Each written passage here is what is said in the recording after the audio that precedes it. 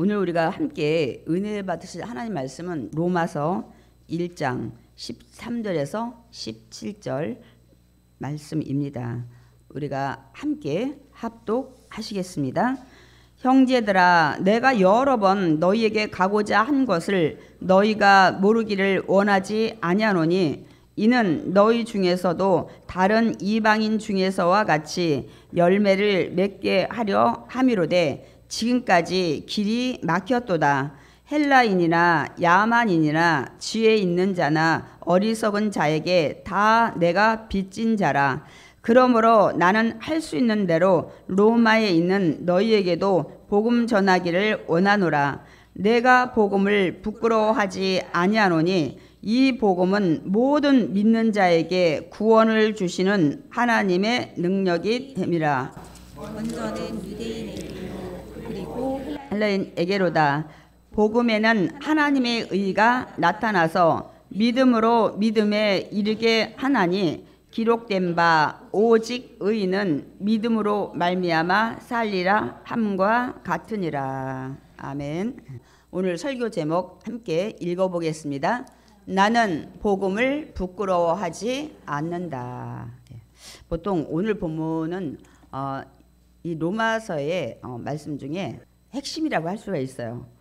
로마서 1장 16절 17절이 로마서 전체를 대변하고 있다고 말씀들을 합니다. 그렇기 때문에 나는 복음을 부끄러워하지 않고 나는 전한다는 사도 바울의 그런 분명한 그 신념이 담겨 있습니다. 그래서 저는 오늘 제목을 나는 복음을 부끄러워하지 않는다. 왜냐하면 1장 16절 17절 때문에 그런 이유가 거기에 기록이 되어 있습니다.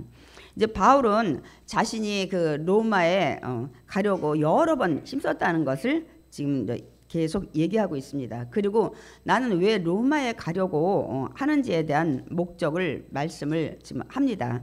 그러니까 계속해서 로마에 가려고 했던 이유는 내가 앞서서 전도했던 서아시아와 또 유럽 지역에서 많은 열매를 맺었기 때문에, 그러니까 여기에 지금 로마의 믿는 성도들한테 대상으로 지금 편지를 썼잖아요. 그러면 이들이 믿지 않았냐 그런 뜻이 아니라 더욱더 성령의 열매 이런 것들을 더 이제 맺게 하기 위한 것이라는 것을 목적을 분명히 밝히고 있습니다.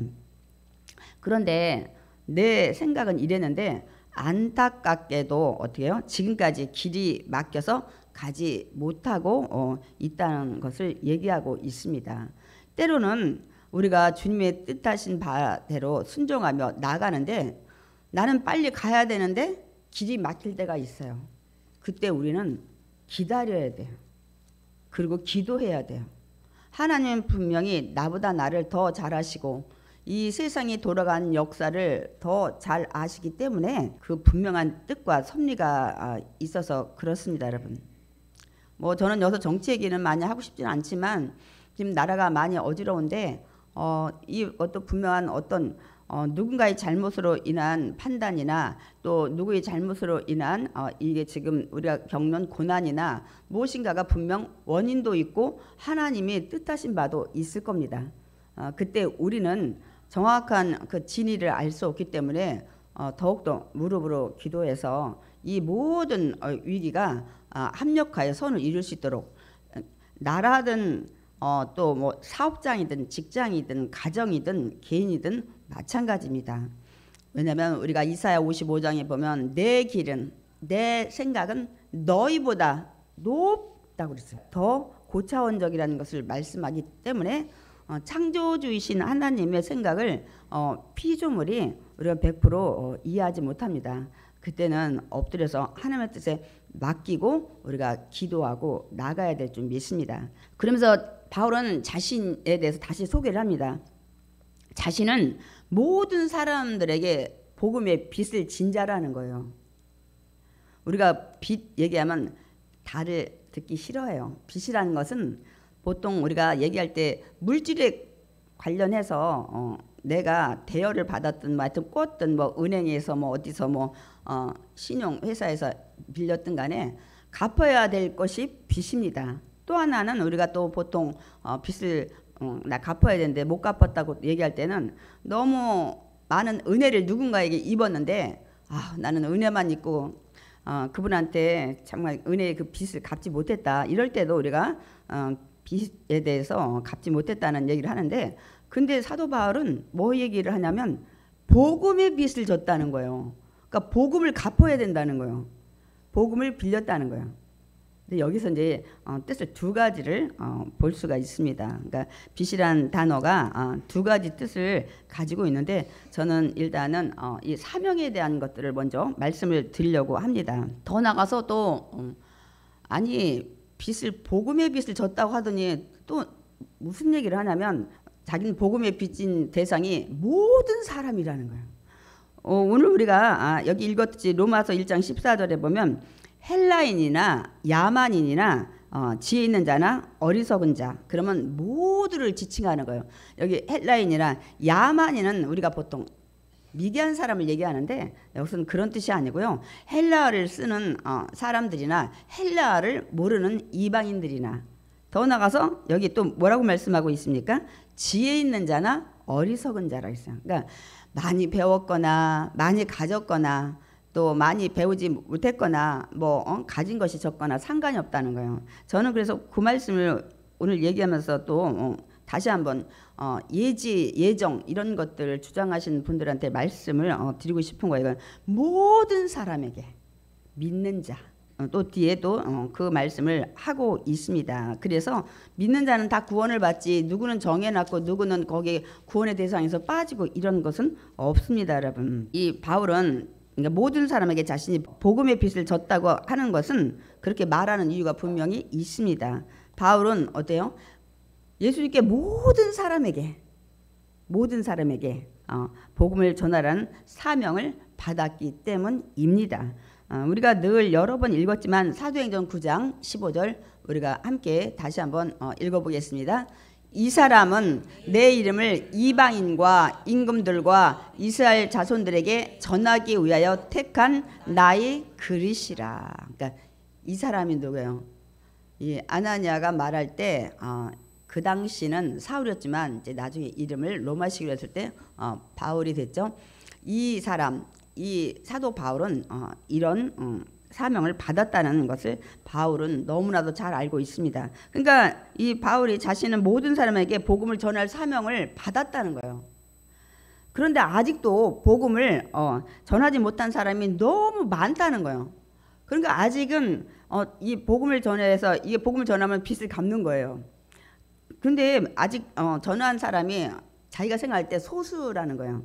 그리고 아직도 많이 있는데 그 중에 너희도 하나다. 복음을 전하지 못한 복음에 빚진 자 중에 너희도 하나다 하는 것을 밝히고 있습니다. 그래서 내가 너희한테 간다는 거예요. 그래서 로마서 1장 15절에 이렇게 말씀하고 있습니다. 다 같이 읽겠습니다. 그러므로 나는 할 수 있는 대로 로마에 있는 너희에게도 복음 전하기를 원하노라. 내가 복음에 너희한테 빚을 갚아야 되기 때문에 그래서 할 수 있는 대로 내가 너희한테 가서 복음 전해서 복음의 빚을 갚으려고 하노라. 쉽게 말씀드리면 그렇게 얘기를 하고 있는 거죠. 그러니까 바울은 어떻게 됐든 바울이 얘기를 하고 있죠. 때를 얻든지 못 얻든지 항상 복음을 전하라고 했는데 사도 바울은 그런 삶을 살았습니다. 그러니까 열심히 복음을 전하려고 애를 썼는데, 그런데 당시 예수를 믿는 유대 그 그리스도인들, 물론 이방인도 예수를 믿는 자도 있었지만 그들은 자신들은 예수를 믿지만 복음 전하는 걸 꺼려하거나 부끄러워했습니다. 지금 이들이 이렇게 했다는데 저와 여러분은 해당이 안 되나요? 나는 믿어. 그런데 남에게 복음을 전하는 걸 꺼리껴. 그리고 부끄러워해. 그래서 나는 복음 전하지 못하고 있어 하고 또 생각이 드시는 분도 있을 것 같아요. 근데 당시 했든 간에 바울은 이렇게 열심히 했는데 나머지 믿는 사람들은 이렇게 했다는 것을 얘기하고 있습니다. 왜냐하면 또 특별히 그때가 헬라 문화 시대였잖아요. 그런데 이 헬라 철학 관점에서 보면 예수 믿는 게 너무 미련한 거야. 아니 사람이 십자가에서 죽고 그 다음에 또 부활했다는 거예요. 그리고 그걸 믿으면 구원을 받고 천국 간다는 거예요. 이 헬라 문화에서 이성적인 판단으로 볼 때는 도저히 납득이 안 가니까 무식한 자들이 하는 소리야. 이것들은 미련해서 그래. 이렇게 당시에 했다는 거예요. 우리가 그 고린도 교회에 보낸 이 바울의 서신을 보면 우리가 알 수 있습니다. 고린도전서 1장 18절에 이 편지에 이렇게 썼습니다. 우리 읽어보겠습니다.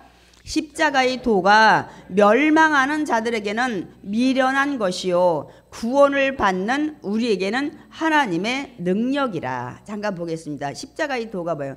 예수님이 십자가에 죽으시고 부활하신 그 모든 것들은 멸망하는 자들에게 쉽게 말하면 구원받지 못하고 천국까지 못하는 자들에게는 아유 그거를 믿는단 말이야? 이렇게 한 미련한 것이라고 얘기를 하고 있어요. 제가 좀 전에 설명했듯이 사람이 죽었다가 어떻게 3일 만에 부활해 살아나는 것도 믿지 못할 뿐만 아니라 그것을 믿으면 어떻게 구원받냐고 이렇게 얘기를 하던 시대였기 때문에 더더구나 사람들이 자기가 전하면 아이고 미련한 자구만 무지한 자구만 할까봐 복음을 전하지 않았다고 말씀하고 있는 것입니다. 여러분 당시에 이랬었어요. 우리도 그런 거 많이 있죠. 살면서 정말 옳은 말인데도 자기한테 마이너스가 될 땐 얘기 안 해요. 근데 정의의 사자들은 그때 당당히 얘기를 하는 걸 볼 수가 있습니다. 세상에서도 그런 것이 필요한데 이 복음 앞에 믿음 앞에는 정말 더 필요해요. 제가 이제 왜 정말 더 그런 담대함과 당당함이 필요한지를 이 말씀을 통해서 말씀을 드릴 겁니다. 그렇게 시대 당시에 그랬지만은 바울은 그렇지 않대요. 우리가 뒤에 읽은 것처럼 십자가의 도가 멸망하는 자들한테는 미련한 것이지만 구원을 주시는 하나님의 능력이기 때문에 그러므로 사도 바울은 나는 복음 전하는 것을 부끄러워하지 않는다고 아주 담대히 당당히 말하는 것입니다. 앞서서 여러분한테 여쭤보면 그럼 저와 여러분 어떠냐는 거예요. 복음을 부끄러워하고 계신가요? 자랑스럽게 생각을 하고 계신가요? 여러분 스스로가 자문자답을 해보시면 돼요. 답은 이겁니다. 나는 어느 자리에서 예수 믿는다는 거 표현하는 거를 별로 좋아하지 않아. 그 다음부터 내 언어나 행동에 제약이 따르거든.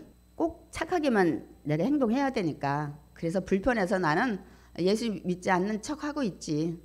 술자리를 가서든 친구 모임이든 이런 것들 경우도 많이 있죠. 그러니까 여러분 스스로가 나는 예수 믿는다고 당당히 말하고 있는지 꺼리끼고 그런 거를 드러내고 있지 않은지 오늘 우리 본문을 가지고 여러분 자체 스스로가 적용을 해보시기 바랍니다. 우리는 바울처럼 역시 복음을 부끄러워하지 말아야 합니다. 아멘이십니까? 아멘. 그럼 우리는 전도를 더 열심히 할 줄 믿습니다. 아멘. 예. 그게 어느 선만 넘으면 되더라고요. 제가 물질로 많이 어려움을 당할 때 제가 아이들을 좀 뭐 가르치는 쪽하고 또 애들 좀 집에 돌보는 거 하다가 그걸로 수입이 안 되고 여러 가지 해서 제가 보험 설계사를 8개월 정도 한 적이 있습니다. 근데 제 성격상 우리 친정 쪽에 그 성품으로는 누구한테 물건을 사라고 하고 막 이렇게 그렇게 하는 성격들이 못 돼요. 그냥 내가 없으면 굶고 이런 성격이거든요. 그런데 어려운 상황에 처하니까 이제 뭐 우리 친척 중에 한 분이 막 권면해가지고 그렇게 애들 뭐 조금 과야하고 뭐 해가지고 돈 벌어서 어떻게 빚을 갚을 거냐고 그래서 그분이 보험 설계사를 하고 계셨어요. 그래서 저를 막 권면했어요. 그거에서는 얼마 버니 그거 가지고는 안 된다. 이거라면 이만큼 번다 해가지고 제가 어쩔 수 없는 끌려갈 상황이 돼서 제가 제 발로 보험 설계사 시험을 치고 이 설계사 생활을 시작했는데요. 저는 그 강서구에 하이웨이 주유소라는 그 김포공항 쪽에 그 부분을 훈련을 시켰어요. 그런데 거기가 많은 사무실이 있더라고요. 근데 제가 남한테 뭐 해주세요 이렇게 못하는 성격에 그 건물을 타야 돼요. 사무실마다. 그러면 경비도 있고 못 들어가게 하는데 거기를 제가 짧은 치마 입고 정장 입고 올라가서 사탕을 책상에다 하나씩 나눠주면서 뭐 안녕하세요. 뭐 보험 설계사 누굽니다. 뭐 어려운 일 없으신가요? 이걸 하고 돌아왔는데 이 자존심이요. 막 무너지고 또 경비들이 막 그렇게 못 들어오게 하잖아요. 그러면 뭐 다른 어디 막 타가지고 계단 타고 올라가고 숨어 다니고 도망 다니고 그러면서 나중에는 경찰서에도 들어가고 해야 되는데 왜냐하면 사무실 거기 한 바퀴 돌고 나면 다른 지역도 돌아야 될 거 아니에요. 그런데 제가 돈을 벌어야 되니까 했어요. 경찰서에 들어갔는데 가슴이 두근두근해. 나는 경찰서에 제가 들어가 본 적도 없고 더더군다나 가서 또 보험을 팔아야 되니까. 근데 사무실도 한두 번 들어가고 나고 경비들 도망 다니면서 그리고 미리 빵 같은 거 주고 이런 것들을 조금씩 이제 노하우도 생기기 시작하고 경찰서에도 다 바카스 같은 거 들고 들어가서 뭐 안녕하세요 뭐 이러고 요게 한 단계 그 경계에서만 넘으면 되더라고요. 그 다음부터는 당당하게 제가 들어갔습니다. 제가 그 복음 전할 지하철 타고도 여러분 지금 어디 가십니까 할 때 막 다리가 막 쿵짝쿵짝 떨려가지고 그럴 때도 그날은 그랬지만 다음부터는 막 담대해지더라고요. 그냥 칸마다 넘어 다니는 그 어느 정도의 그 한계가 있더라고요. 아까 보험 설교사는 먹고 살기 위해서 한계를 넘었고요. 이 그 전도하는 거는 제가 신학교 1학년 때 얼마나 열정적이에요. 동기들이 가자고 하니까 쫓아갔다가 너도 해봐 그런데 그 지하철 안에서 나는 못해 그렇게 할 수가 없어서 돌아가면서 하는데 제가 한 번을 할 때 얼마나 떨어졌는지 다리가 쿵짝쿵짝 붙는 거예요. 근데 한 번 하고 나니까 그러니까 이것도 복음도 마찬가지예요. 이게 불의한 거라면 하지 말아야 되지만 여러분 할 수 있습니다. 그 단계만 넘으면. 그런데 더 해야 될 이유가 있어요. 누가복음 9장 26절 우리 읽어보겠습니다. 다 같이 읽겠습니다. 누구든지 나와 내 말을 부끄러워하면 인자도 자기와 아버지와 거룩한 천사들의 영광으로 올 때에 그 사람을 부끄러워하리라. 잠깐 말씀 보겠습니다. 누구든지 어느 사람이든지 나 예수님의 말씀을 부끄러워하면 전하는데 인자도 예수님도 예수님 자기와 하나님 아버지 거룩한 천사들의 영광으로 이 땅에 재림해서 우리가 심판대 앞에 쓸 때 그 예수님의 말씀과 예수님을 부끄러워하는 사람을 나도 부끄러워한다는 것은 모른 척 하신다는 거예요. 여러분이 부끄러워서 그거 안 제시하는 거잖아요. 예수님이 하신 말씀이에요. 여러분이 더 담대히 전해야 될 이유가 절에서도 전해야 되고 제가 또 설명할 거예요. 왜 여러분이 부끄러워할 이유가 하나도 없다는 것을. 분명 예수님이 네가 나를 나타내고 내가 한 말 하나님 말씀 전하는 거 부끄러워하면 나도 너를 부끄러워한다는 이 말씀 우리가 마음에 새겨야 됩니다. 여러분 주님이 하신 말씀이기 때문에. 그러니까 우리가 복음을 부끄러워할 일이 아니라 믿는 자에서 정말 우리가 부끄러워할 일이 있어요. 뭐예요? 믿는 사람이 나가서 세상에서 삶이 본이 안 되는 걸 부끄러워하셔야 돼. 예수 믿는 사람이 막 잘 싸워 어디 가서. 그리고 이게 돈을 꿔서 갚지 않아가지고 이 믿지 않는 사람들 전도해 보면은 가장 힘든 사람이 그렇게 그 사람한테 당했다는 거예요. 그래서 교회 안 간대. 그런 사람이 너무 많았고요. 그리고 또 하나는 너무 냉정해. 어디서 많이 느끼냐면 사업하시는 분, 장사하시는 분들 제가 가끔 얘기합니다. 야 저렇게 쌀 맞아가지고 장사를 할까? 근데 더더군다나 그 사람은 교회 다니는 사람이래. 그러면 두 번 다시 아무리 교회 다녀도 그곳에 가고 싶거나 그걸 팔아주고 싶어도 안 가고 싶어요. 늘 그 얘기를 장로님하고 얘기합니다. 예수 믿는 사람이 저렇게 너무너무 쌀 맞고 정말 조금 이렇게 뭐 해달라고 해도 그냥 아주 냉정하게 칼로 자르고 해줄 수 있는 상황에서도 그럴 때 그런 얘기를 우리가 하게 됩니다. 그러니까 여러분이 조금은 마음의 여유를 갖고 좀 부드럽고 친절하게 뭐 가격을 많이 깎아달라는 게 아니라 그런 것들을 좀 할 수 있어서 이 불신자나 믿는 또 다른 사람도 마찬가지예요. 정말 도와주고 싶어도 그 가게 그 사업장 가고 싶어도 가지 못하는 경우 많이 있습니다. 여러분 이런 욕해요. 저기 권사래 저기 장로래. 아이고 세상 사람은 더하죠. 우리는 안타까워하지만 또 있어요. 우리가 정말 부끄러워하죠. 거짓말은 또 왜 이렇게 잘하세요. 세상에 나가서 믿는 사람들이. 그게 결국 사기치는 거나 마찬가지인데 이런 것들을 정말 부끄러워해야 돼. 그게 세상에 빛과 소금이 역할을 감당하는데 빛이 아니라 어둠이고 소금이 아니라 본이 안 되는 거예요. 그런 게 너무 많이 있고 또 하나 아까 제가 말씀드렸던 이거 부끄러워야 돼. 믿지 않는 척, 귀에 안다는 척 이렇게 하는 거 여러분 다시 한번 생각해 보셔야 돼. 아까 누가복음 읽었듯이 네가 내 말을 부끄러워하면 나도 너 부끄러워한다고 말씀을 했기 때문에 그러면 우리가 왜 더 당당히 담대하게 해야 되는지를 제가 또 이제 설명을 할 겁니다. 우리가 당당한다든지 이렇게 그 부끄럽지 않게 담대히 말할 수 있을 때는 확신이 있을 때, 증거가 확실할 때 사람은 막 당당해져요. 그리고 그게 너무너무 좋을 때 소개하고 싶잖아요. 그러면 자기가 써봤고 또 효과가 좋았고 그거 확실하면 여러분이 막 사람들한테 하지 말라도 막 그렇게 하잖아요. 이럴 때 우리가 당당해지고 담대해집니다. 여러분 복음이 그렇습니다. 여러분 아직은 제가 복음에 대해서 지금 설명을 안 했기 때문에 여러분이 그런 자신감이 생기지 않겠지만 사도 바울은 이미 그것을 알았어요. 그러니까 확신도 있고 확실한 증거가 있기 때문에 바울은 담대한 거예요. 그래서 복음에 대한 확신과 증거가 확실하기 때문에 나는 부끄러워하지 않는다 하고 어디서나 장소에 구애 없이 때에 구애 없이 복음을 전했던 것입니다. 그러면 바울이 갖는 이 복음에 대한 이 확실한 증거가 무엇이냐는 거예요. 우리가 한번 오늘 말씀에 본문에 다 적혀 있어요. 그게 로마서의 핵심인 1장 16절과 17절입니다. 우리가 한번 들여다볼 겁니다. 그러니까 뭐냐면 첫 번째는 복음은 예수 그리스도라고 했죠. 간단히 모든 믿는 자에게 구원을 주시는 하나님의 능력이 되기 때문입니다.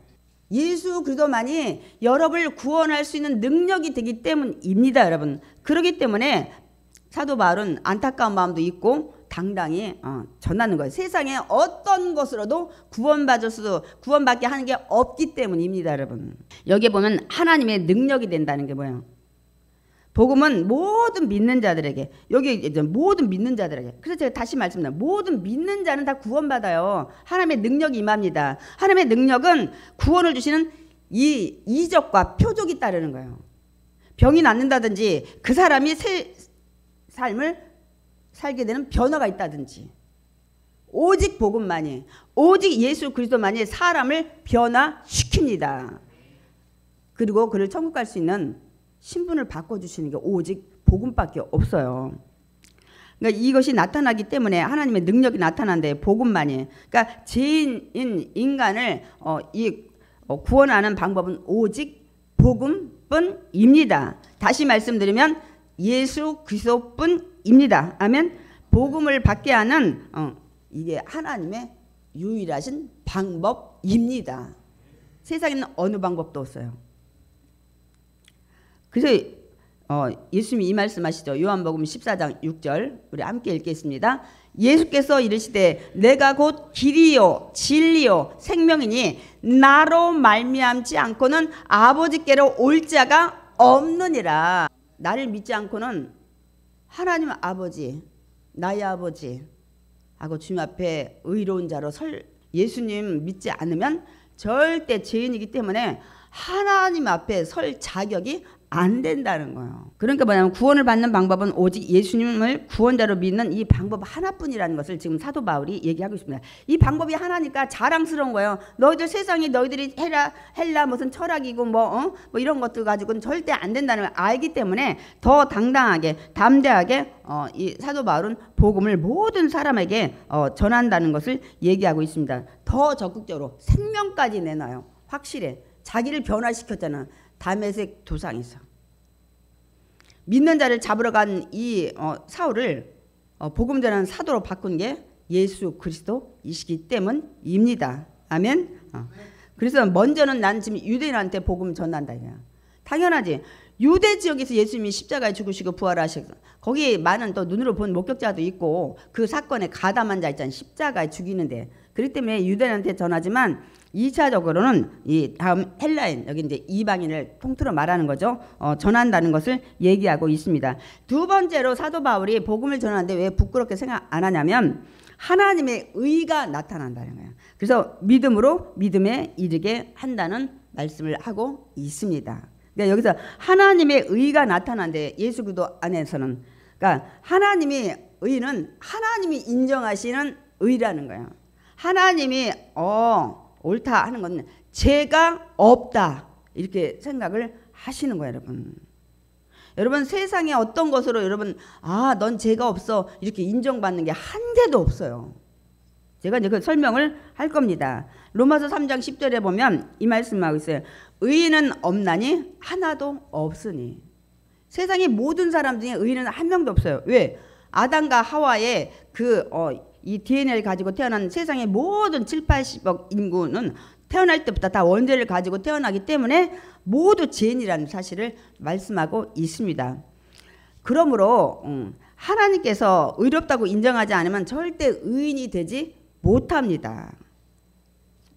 제가 이 얘기를 하면 하나님이 이기적이다 이렇게 생각할지 몰라요. 제가 왜 하나님만 인정해야 되는지를 설명을 드릴 겁니다. 사람들이 생각하는 의, 저 사람은 의인 같아 이렇게 할 때는 뭐예요? 첫 번째, 우리 믿는 자들은 하나님 말씀 율법을 잘 지키는 자, 순종하는 자는 의롭다고 생각을 해요. 그런데 율법을 여러분 다 지킨 사람은 한 명도 없고 지킬 수가 없어요. 이 출애굽한 이스라엘 백성들이 워낙 이 죄를 모르고 어떤 이 법이 있어야 되기 때문에 하나님이 율법을 주신 거지. 그래서 율법 중에서 자기가 죄를 깨닫게 하기 위해서, 그걸 비교해서 이대로 안 살았으면 죄라는 걸 깨닫게 하기 위해서 주신 건데, 그 모든 율법을 여러분 다 지킬 수가 없어요. 613가지를 여러분이 다 지킬 수 없어요. 우린 연약하기 때문에 그런 게 절대로 의인이 될 수가 없어요. 또 두 번째, 세상에서는 의인이나 의롭다고 생각하는 게 뭐야? 구제 많이 하는 사람들, 아프리카나 또 힘들 때 또 12월 달 되면 우리 기부하는 사람 많이 있죠. 연탄도 하고 이런 것들, 힘들고 어려운 사람들 돕는 것들 많이 있잖아요. 이런 사람 선행하거나 구제하거나 기부하거나 가서 봉사하고 몸 불편한 분들 닦아주고 막 거기에 빨래 빨아주고 하는 사람들을 의롭다고 생각을 많이들 하십니다. 그런데 이런 거를 해서 구제나 선행이나 기부한다 해서 의인이 아니에요. 제가 언젠가 그래서 이거 한번 이런 말씀 전할 때 유튜브 쇼츠 영상을 한번 찍었었어요. 이런 사람은 천국에 못 갑니다 라고 타이틀을 달아서 뭘 말씀을 드렸냐면, 부산 자갈치 시장에서 옛날에 돈 벌어서 기부를 몇 억씩 한 것들이 신문에 자주 났어요. 꼭 부산 자갈치 시장에서 행상 그런 거 뿐만이 아니라 그런 경우 많이 있습니다. 그런데 그분이 예수를 믿지 않으면 아무리 몇십억을 갖다가 기부를 했어도 천국에 못 갑니다 라는 유튜브를 찍어서 올린 적이 있는데, 어떤 그 안티가 거기다 댓글을 이렇게 달았더라고요. 그 말은 어떻게 부인할 수는 없으니까, 아니 하나님 앞에 나가서 기도하면 돈을 많이 벌 텐데 왜 유튜버를 찍어서 돈을 벌려고 하냐고, 그래가지고 그 댓글을 지워버렸습니다. 얘기는 차마 그걸 반박은 못하더라고요. 그런 경우가 한번 있었습니다. 그러니까 제가 다시 말씀드리는데, 어떤 선행한다고 해서 여러분 의인이 되는 게 아닙니다. 단 상급은 있습니다. 천국에 가서 만약에 예수 믿게 되면 여러분이 이 구제하라고 여기 굉장히 많이 말씀하고 있기 때문에, 그러면 도대체 성경에서 말하는 의인이란 뭐냐는 거예요. 오직 인간의 죄를 위해 죽으신 예수님을 믿음으로 하나님이 인정하는 의인으로 그때만 칭함을 받게 돼요. 의롭다고 의인은 아니고 너는 이제 죄가 사함받았으니까 의로운 자야 하고, 예수님이 십자가에 죽으시고 나위에 부활하신 것을 믿는 자는 여러분 의인이라고 칭하십니다. 아멘. 방법은 오직 이거 하나예요. 그래서 제가 아까 했죠. 아니 하나님 너무 이기적이네. 아니 구제도 많이 하고 자기는 돈 하나도 제대로 못 쓰고 못 먹고 이렇게 대학교 같은 데 기부하고 선행을 베풀고 이 몸 불편한 그런 데 거기서 그렇게 헌신하고 봉사했는데 죄를 사함받아야 의인이라고 하잖아요. 우리 원죄를 인간이 누구의 말씀에 불순종해서 졌나요? 아담과 하와의 선악과 사건이 누구의 말씀에 불순종한 건가요? 하나님 말씀에 불순종했죠. 그러면 하나님이 그 죄를 용서하셔야 되는 거예요. 이제 아시겠어요? 제가 그래서 쉽게 표현을 했어요. 아버지가 굉장히 아끼는 고려 청자인지 도자기가 있어요. 근데 아들이 놀다가 깨쳐버렸네. 매일 그냥 닦고 집에 오면 막 윤기 내고 하는데, 근데 아버지가 화가 나셨어. 야, 이게 지금 몇 대 내려오는 유산인데 너 이 비싼 골동품을 갖다가 깨트렸냐고. 아버지가 화가 나서 그 아들을 안 봐. 한 달, 두 달, 세 달. 보다 마음이 아픈 이 엄마가, 얘야 내가 용서할게. 너 있잖아 오늘 엄마 설거지 좀 해줄래? 그리고 저 현관 좀 청소하고 신발 좀 정리해 놓을게. 내가 용서한다고. 여러분, 그러면 그 아들이 도자기 깬 이 죄가 사함받나요? 당사자는 아버지인데 아버지가 용서를 그래 이제 알았어 너 용서할게 해야 용서를 받는 거예요. 마찬가지인 거예요. 세상에 구대나 기부나 선행으로는 되는 게 아니에요. 그분한테 죄를 졌기 때문에 그분이 내가 용서할게 이렇게 돼야 그분한테 의인이라는 칭함을 받고 제가 사함받는 것입니다. 아멘.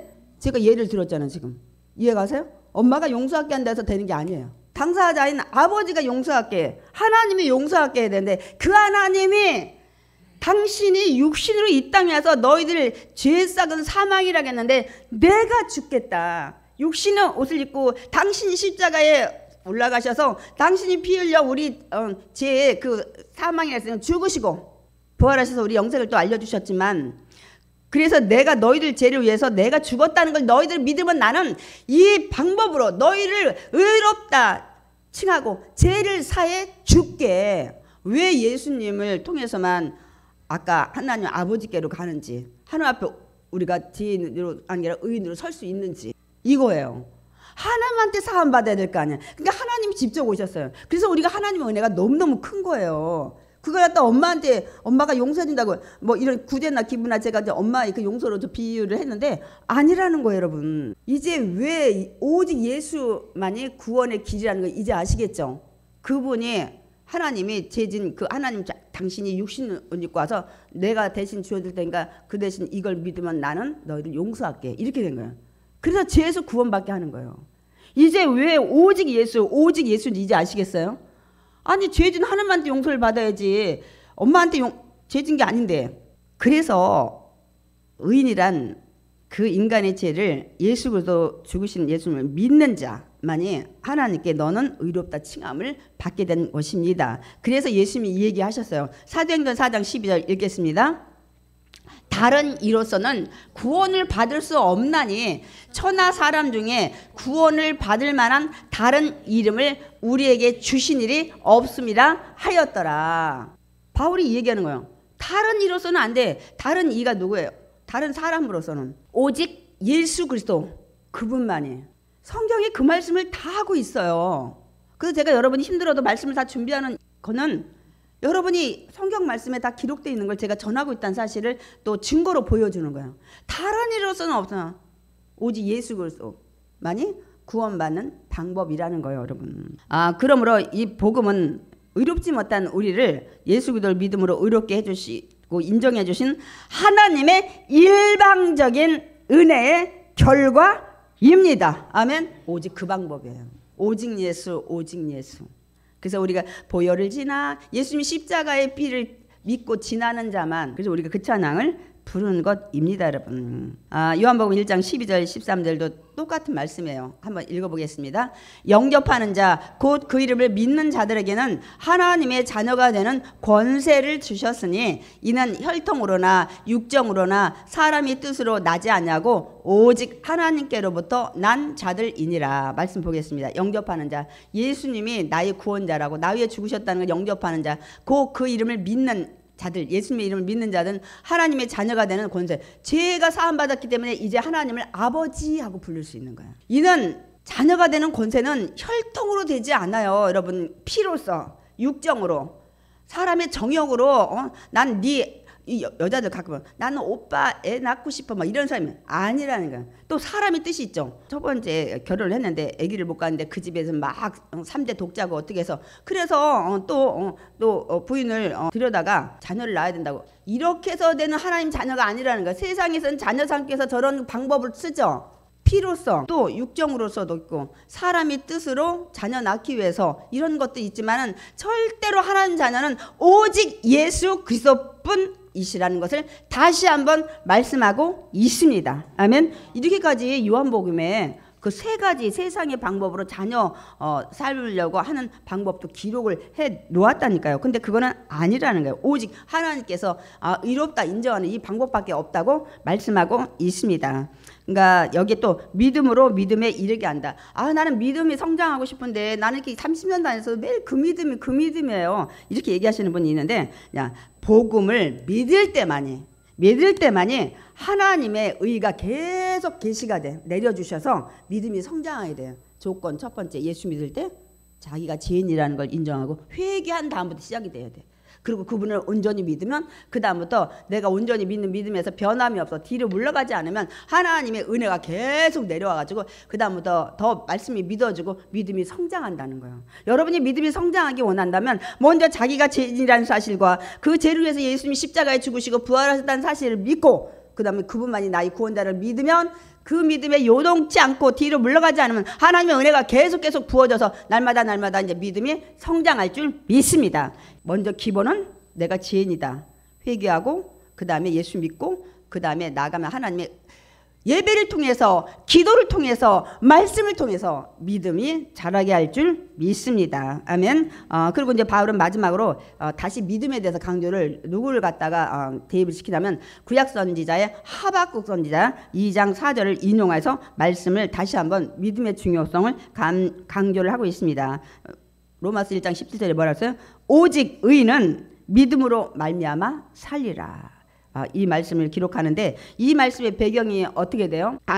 주전 7세기 정도에 이제 북이스라엘이 멸망하고 이제 남유다가 계속 바벨론에 의해서 막 여러 가지 침략을 받으면서 너무 힘든 거예요. 그때 하박국 선지자가 이렇게 하나님한테 따지는 거예요. 질문을 하는 거예요. 하나님, 이스라엘이 비록 범죄를 지었지만 바벨론 통해서 하나님 심판하시는데 지금 너무너무 잔인하게 우리가 당하고 있잖아요. 하나님 괴롭히고 그리고 더더군다나 이스라엘보다 더 악한 바벨론은 왜 심판 안 하고 덜 악한 이스라엘을 지금 심판하시는 것입니까? 하고 하나님한테 따져요. 선지자도 때로는 막 하나님 그럴 수 있습니까? 막 이 하박국 선지자 그렇게 한 거예요.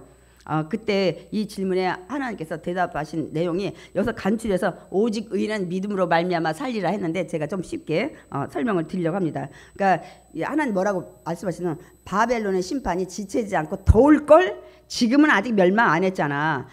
이 주전 586년에 이 남유다가 멸망하는데 지금은 약과야. 아주 심판이 더 세게 와가지고 너희들 바벨론 포로로 잡혀갔다 오겠지만 근데 내가 그 바벨론 가만 안 놔둘 거야.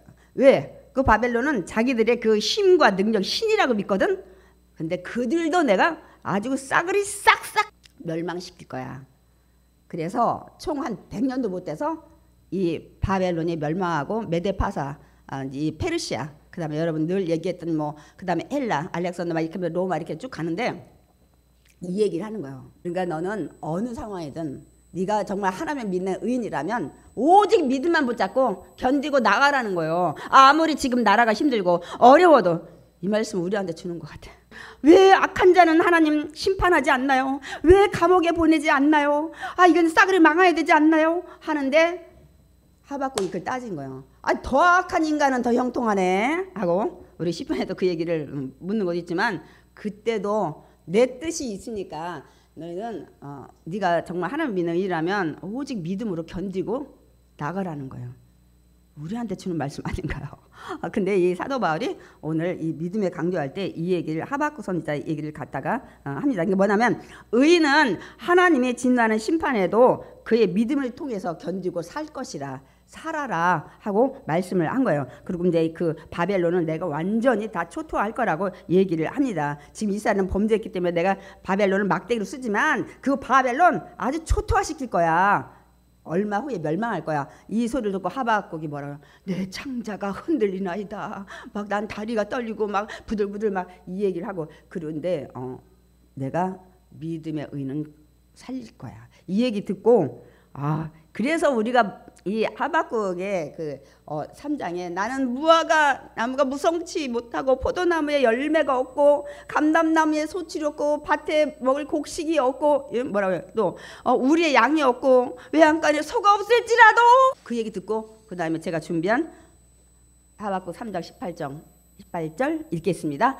나는 야훼로 말미암아 즐거워하며 나의 구원의 하나님으로 말미암아 기뻐하리로다. 그 얘기 다 듣고 그렇습니다 하나님, 나는 하나님 말미암아 내가 이제부터는 내 이 환경 바라보지 않고 막 무화과가 없고 뭐 포도나무가 없고 뭐 밭에 뭐가 없고 그래도 나 이제 즐거워하고 나를 구원해 주신 그 하나님으로 말미암아 이제부터는 믿음으로 이기고 감사하며 기뻐하며 나아갈 것입니다 하고 이 고백을 한 거예요. 아멘이십니까? 지금 나라나 우리 경제적으로 개인이나 다 어렵습니다. 그리고 또 하나님 어떻게 딱 그 찬양을 준비하셨는지 모르겠어요. 우리 찬양하고 기도하겠습니다.